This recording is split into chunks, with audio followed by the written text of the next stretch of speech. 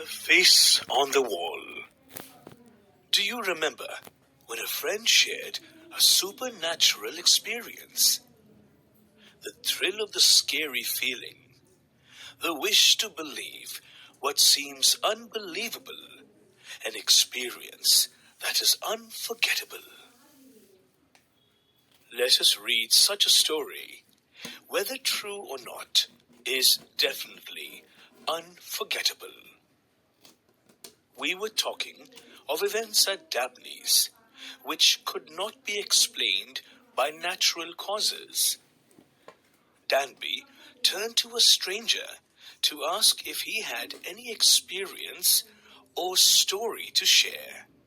I can tell you of an occurrence which happened to me a year or two ago.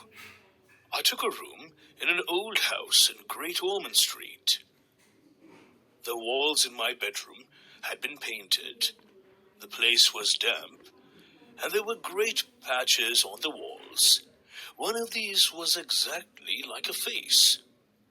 I came to think of it as my fellow lodger. Once, when I fell ill with influenza and had nothing to do all day long, the face began to get a firmer hold on me. It grew more and more real and remarkable.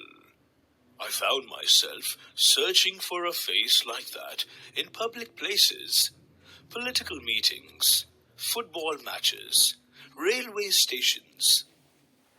At last, I found him.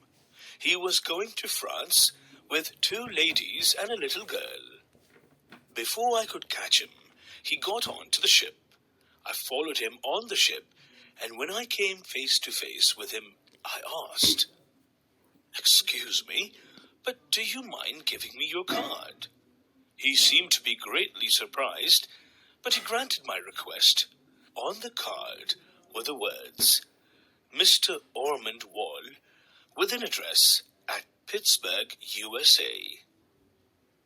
I went back to Great Ormond Street and slept till late. When I woke up and looked at the wall, the face was only faintly visible. Last night it had been clear as ever.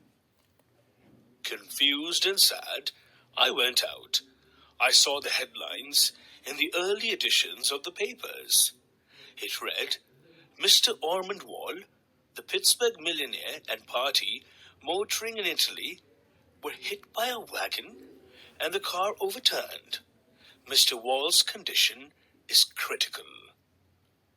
I went back to my room, staring at the face on the wall, and even as I looked, suddenly it completely disappeared.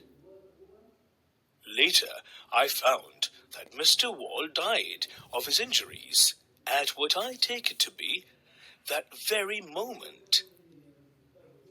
Most remarkable, most extraordinary. There are 3 extraordinary things about my story.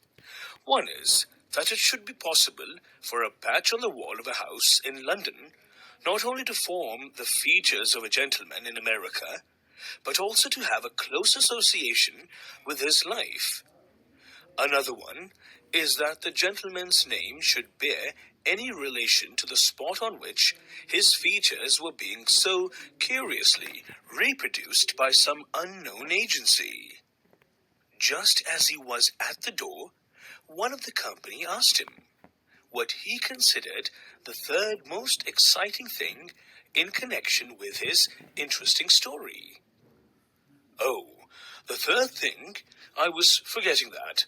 The 3rd extraordinary thing about the story is that I made it up about half an hour ago.